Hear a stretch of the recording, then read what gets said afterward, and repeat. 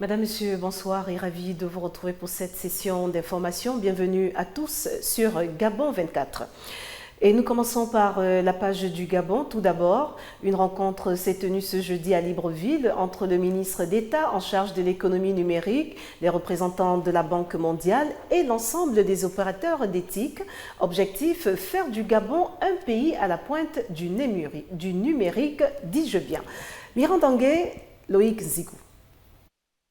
Le développement du Gabon ne peut être dissocié de celui du numérique qui connaît un boom porté par la densité des échanges et le développement des startups, notamment celle du commerce en ligne, avec un grand nombre d'échanges de services et de marchandises depuis quelques années. Et c'est pour faire du Gabon un pays à la pointe du numérique que s'est tenu ce jeudi entre le ministre de l'économie numérique, les représentants de la Banque mondiale et l'ensemble des opérateurs des TIC au Gabon, une rencontre motivée par la mise en œuvre de 2 projets. C'est le projet donc du CAB qui vise à l'installer la fibre optique au Gabon et aussi le projet donc e-Gabon qui a une composante dans le domaine de la santé et une autre composante dans l'éthique visant à mettre en place des incubateurs.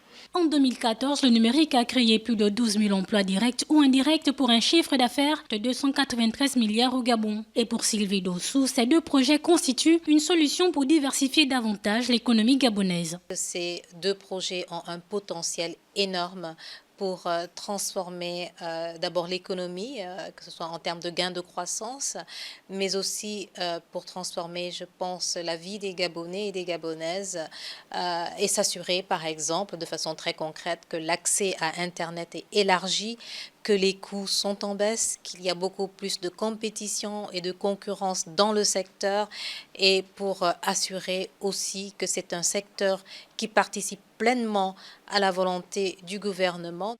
Pour la mise en œuvre de ces projets, le représentant de la Banque mondiale travaille avec le ministère de l'économie. Un appui budgétaire est nécessaire et permettra la mise en œuvre des réformes dans plusieurs secteurs et qui devraient bouleverser de manière positive le quotidien des Gabonais. Place à l'invité de ce plateau, M. Cyril Angoué. Il est le directeur de cabinet du ministre de la Promotion des investissements privés, du commerce, du tourisme et de l'industrie. M. Cyril Angoué, bonsoir. Bonsoir, Madame Dira. Vous êtes avec nous ce soir pour nous éclairer sur une lettre mensongère de levée de fonds initiée par un haut cadre de votre ministère et qui circule actuellement sur les réseaux sociaux. Qu'en est-il exactement ? En effet, Madame Dira, depuis le 14 juin 2017, circule sur les réseaux sociaux une lettre rédigée par Monsieur Jean-François Mouwaka Ngonga, directeur de cabinet de Madame le ministre délégué auprès du ministre de la Promotion des investissements privés, du commerce, du tourisme et de l'industrie, sollicitant une aide multiforme auprès des opérateurs économiques à la suite du décès de l'époux de Madame le ministre délégué. Le ministre de la Promotion des investissements privés, du commerce, du tourisme et de l'industrie, ainsi que son ministre délégué, tiennent à affirmer qu'elles ne se reconnaissent en aucun cas dans cette démarche qui relève d'une initiative strictement personnelle et privée. Elles condamnent donc avec la plus grande fermeté de tels agissements, d'autant plus qu'ils vont à l'encontre des valeurs éthiques prôné par son Excellence, Monsieur le Président de la République, chef de l'État et son gouvernement. Aussi, au regard de la gravité de la faute commise, Madame le ministre délégué auprès du ministre de la Promotion des investissements privés, du commerce, du tourisme et de l'industrie, met-elle fin aux fonctions de directeur de cabinet de Monsieur Jean-François Mouwaka Ngonga. Voilà. Monsieur Cyril Angoué, peut-être une petite dernière question. Oui. Comment avez-vous été informé de cette lettre qui circulait sur les réseaux sociaux ? Écoutez, Madame Dira, comme de nombreux compatriotes, nous avons des responsabilités. Donc, ces responsabilités nous imposent d'être au fait de l'actualité, en dehors de nous informer par les canaux des organes traditionnels, la télévision, la presse écrite, la presse audio. Naturellement, nous aussi, nous allons dans les réseaux sociaux, nous sommes connectés et par conséquent, tout ce qui s'y passe, nous avons, comme tous les compatriotes, cette information. C'est donc avec surprise et désolation que nous avons pu constater le partage de cette correspondance et le temps de la réflexion aidant, nous avons jugé utile effectivement de mettre un terme à de telles façons de procéder. D'accord. Alors on retient simplement que les opérateurs économiques n'ont pas à se soumettre à cette requête et que monsieur, je vais peut-être rappeler son nom. Jean-François Mouwaka Ngonga. Voilà, Jean-François Mouwaka Ngonga, il ne fait plus partie du ministère de votre ministère de tutelle. À compter de ce jour, effectivement, Madame le ministre délégué a jugé utile de mettre un terme à sa collaboration. Merci, monsieur le directeur de cabinet, monsieur Cyril Angoué, il est donc le directeur de cabinet du ministre de la Promotion de l'investissement privé, du commerce, du tourisme et de l'industrie. C'est moi qui vous remercie, madame. Et nous poursuivons toujours avec l'actualité au Gabon. Et parler d'actualité au Gabon, c'est dire que le Bureau interafricain des ressources animales et le ministère de l'Agriculture et de l'Élevage, chargé de la mise en œuvre du programme Graines, a lancé ce jeudi matin, dans un hôtel de la capitale, un atelier de validation des documents de stratégie nationale de développement et de l'élevage du plan d'action des services vétérinaires du Gabon. La cérémonie s'est déroulée en présence du représentant de la CEAC et de nos reporters, Gaël Mapessi, Joël Tatou. Ce document de stratégie, en particulier pour la redynamisation de l'élevage et l'agriculture au Gabon, arrive à point nommé pour le fondement des bases d'une stratégie pour le développement de l'élevage en associant les distributeurs, les grandes surfaces, les partenaires techniques et financiers pour permettre aux producteurs gabonais d'avoir des opportunités de financement et un marché pour leurs produits en 3 étapes. Concret. Premièrement, la mise en place d'un fonds de garantie pour permettre un financement durable de l'agriculture au sens large. Deuxième produit, la restructuration des petits et moyens éleveurs en coopérative permettant d'assurer les services aussi bien en amont qu'en aval de leur production. Troisième produit, le développement d'un instrument de politique sectorielle propre à l'élevage que nous sommes réunis pour examiner et valider. Une rencontre multi-acteurs qui témoigne de l'engagement et de la détermination à faire de l'élevage un secteur à même de juguler le problème de la dépendance du Gabon vis-à-vis de l'extérieur en produits d'origine animale et contribuer à la lutte contre la pauvreté. C'est à ce titre que Monsieur le ministre a été instruit par son Excellence Ali Bongo Ondimba, président de la République, chef de l'État, d'assurer la structuration des filières animales en vue d'accélérer la croissance et de voir le secteur de l'élevage contribuer au développement social. L'objectif étant de renforcer les capacités des éleveurs en vue de leur organisation en de vraies coopératives pour accompagner les plus petits producteurs dans leur contribution afin d'atteindre les objectifs de développement fixés par le gouvernement gabonais. Le Premier ministre, chef du gouvernement, Emmanuel Issoze Ngondé, a ouvert ce jeudi à Libreville le segment interministériel de la conférence ministérielle africaine sur l'environnement. Au terme des travaux, les ministres de l'environnement devraient trouver des réponses novatrices et durables aux problèmes environnementaux du continent. Les explications de Chimène Sandra Senghon et Bertin Osaga.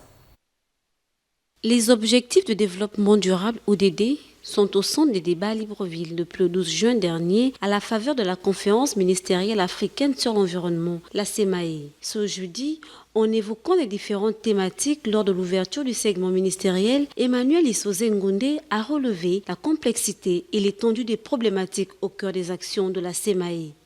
La liste des thèmes abordés au cours de cette 16e session démontre à suffisance la complexité et l'étendue des problématiques qui sont au cœur des actions de la CEMAE.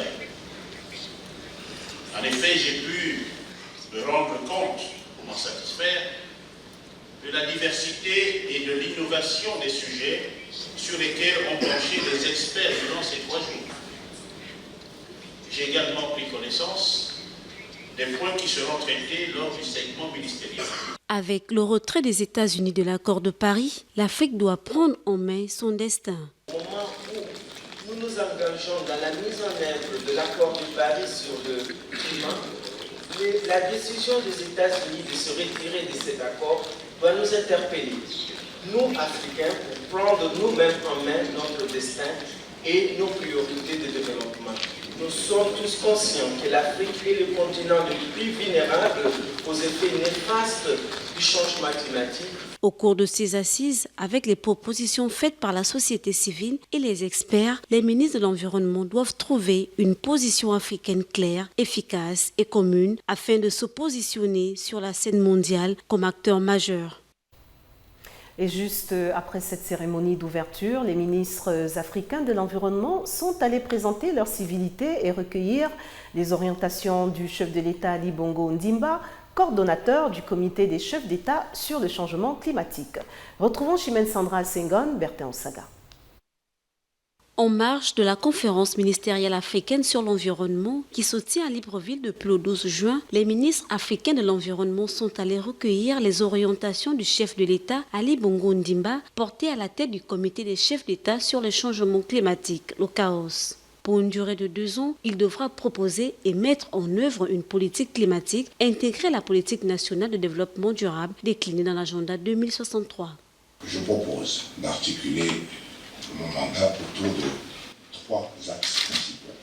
Premièrement, rendre opérationnelles les initiatives continentales déjà existantes.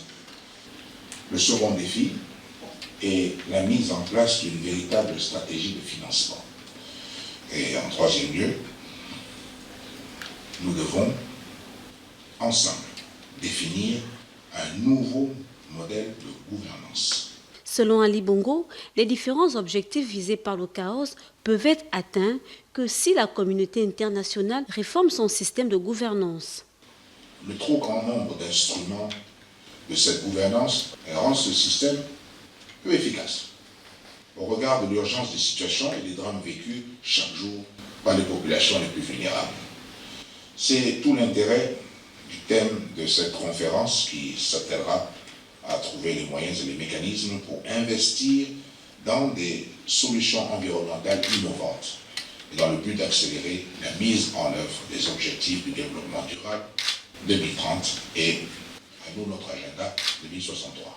Le CAOS et la CEMAE sont liés pour permettre un leadership et un rayonnement international du pays assurant la présidence. Libreville abrite depuis ce jeudi un atelier d'appropriation nationale de la feuille de route de l'accélération de la riposte au VIH en milieu scolaire. Objectif, mettre en place des stratégies nécessaires pour une prévention efficace chez les jeunes, une initiative de l'Organisation des Nations Unies pour l'éducation, la science et la culture. Jamilan Bengman, Loïc Nzikou. Au stade de l'adolescence, les jeunes deviennent particulièrement vulnérables et risquent une contamination au VIH ou encore des grossesses précoces par une pratique du sexe sans conseil et encadrement. C'est dans ce cadre qu'un atelier d'appropriation nationale de la feuille de route de l'accélération de la riposte au VIH en milieu scolaire au Gabon a été organisé par l'UNESCO en partenariat avec l'ONU-SIDA ce 15 juin à Libreville. Cette feuille de route aujourd'hui mérite d'être réactualisée. Ensuite, à partir de cette feuille de route, établir un plan d'action qui permettrait à l'ensemble des acteurs d'appuyer le comité de lutte contre le sida dans la riposte contre le VIH en milieu scolaire. Les jeunes restent la population à risque, notamment les jeunes filles qui sont les plus vulnérables.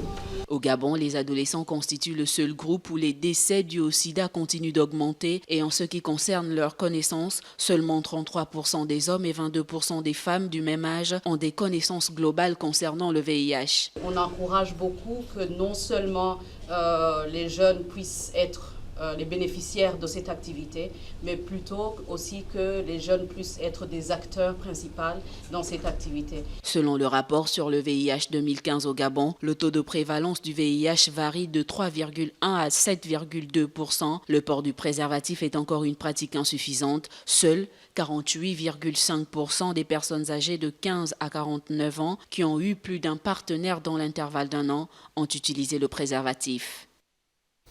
Et pour tourner la page du Gabon, ce jeudi, au Gabon, justement, la célébration de la journée de la jeunesse sud-africaine s'est articulée autour des échanges entre les jeunes Gabonais et Sud-Africains. Le conclave s'est déroulé dans un hôtel de la capitale afin de créer un cadre propice pour un environnement des affaires entre les deux pays. Les explications de Ludmila Ntuntum et Lardingue Mamba.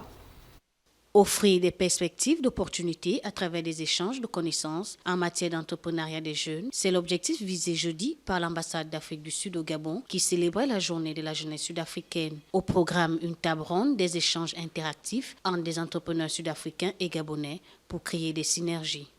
Oui, nous sommes ici déjà parce que nous voudrons partager notre expérience avec la jeunesse gabonaise. Et nous avons constaté qu'il y a des artisans qui sont très doués, très compétents, mais qui n'ont pas ces capacités ou cette facilité de pouvoir acheminer leurs produits sur le marché. Donc nous sommes là pour travailler dans l'encadrement pour ces artisans-là, leur permettre de vendre leurs produits sur le marché. Il s'agit de mettre en place un cadre d'affaires propice au développement de compétences et d'échanges, de coopération entre le Gabon et l'Afrique du Sud, un souhait des jeunes entrepreneurs gabonais, une quarantaine au total. Donc ici, alors, on veut ouvrir encore plus de connexions, on veut avoir plus de relations. Donc moi, je suis là pour ça. Je suis là pour le relationnel et puis pour essayer de développer ce qui se fait là-bas, ici, ce qui se fait ici, là-bas.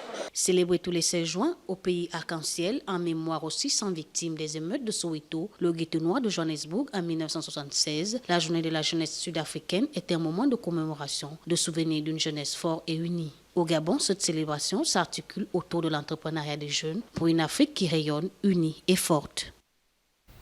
Place aux actualités d'Afrique. Tout d'abord, en Côte d'Ivoire, des interrupteurs, disjoncteurs et autres objets électriques contrefaits ont été saisis ce mercredi lors d'une opération coordonnée dans plusieurs points de la capitale économique ivoirienne, Abidjan. Le récit de Miguel Mabika. Les gendarmes sont notamment intervenus à Trècheville, au sud d'Abidjan, et à Djamé, mercredi, grand quartier populaire où se trouve un des plus grands marchés de la ville, pour saisir plusieurs objets électriques contrefaits. Cette intervention survient lors d'une opération coordonnée dans plusieurs points du pays afin d'éradiquer complètement tout objet falsifié en Côte d'Ivoire. Ce matin, nous sommes fait assister par la gendarmerie d'Agban en vue d'opération menant à saisir des objets de contrefaçon, des objets d'électricité appelés DPN et disjoncteurs. Donc pour le moment, tout ce que je peux dire, c'est que l'opération s'est bien passée. Je pense que c'est ce genre d'opération qu'il faut souvent mener concernant toutes les entreprises de la place. Parce que les contrefaçons touchent un peu tout le monde.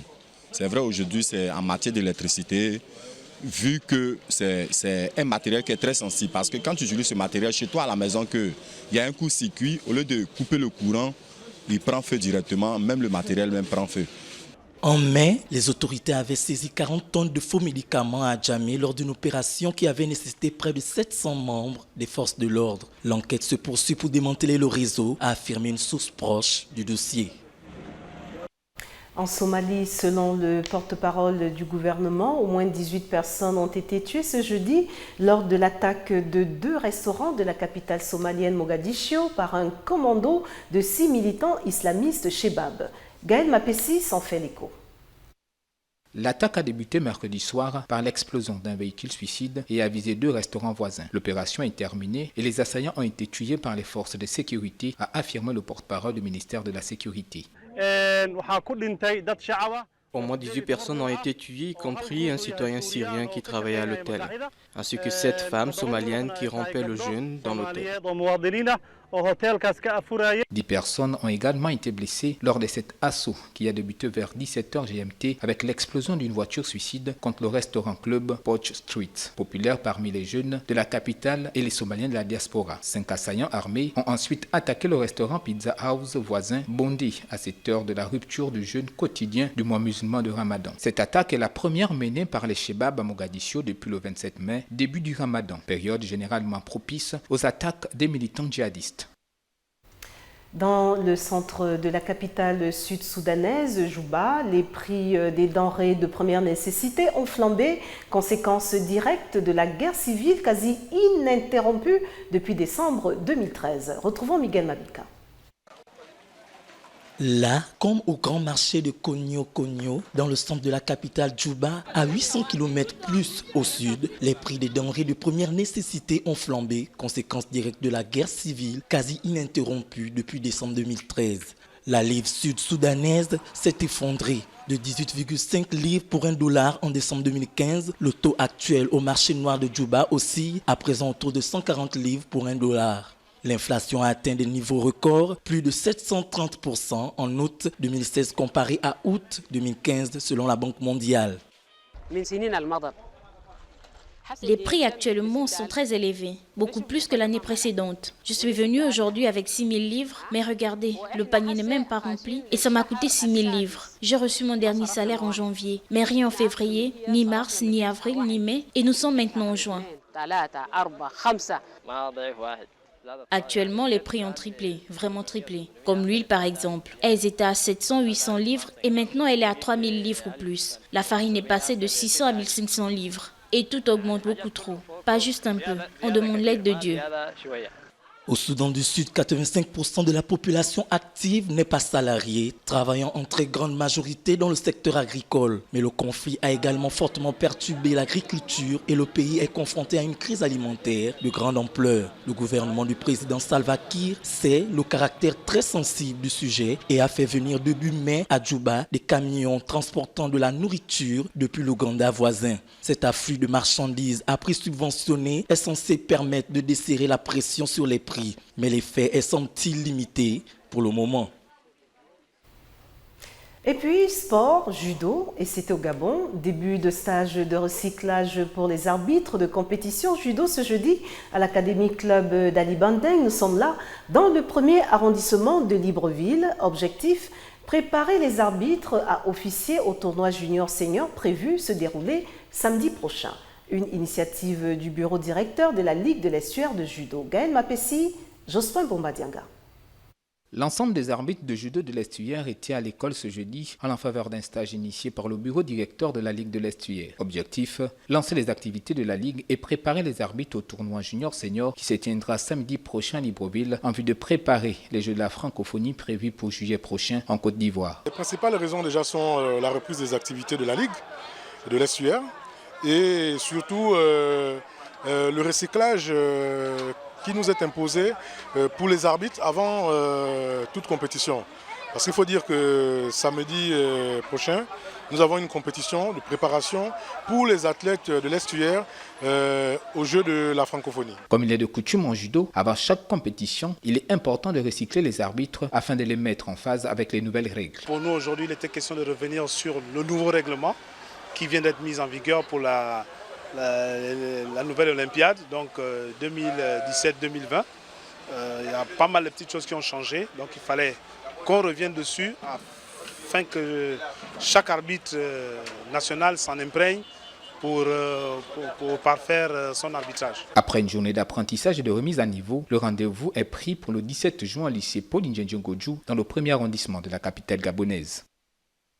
Voilà, Madame, Monsieur, c'est sur cette note de sport que prend fin cette session d'information au nom de toute l'équipe. Merci pour votre fidélité. L'information continue sur Gabon 24, mais en attendant, n'oubliez surtout pas que quoi qu'il arrive, entre-temps, gardez le sourire.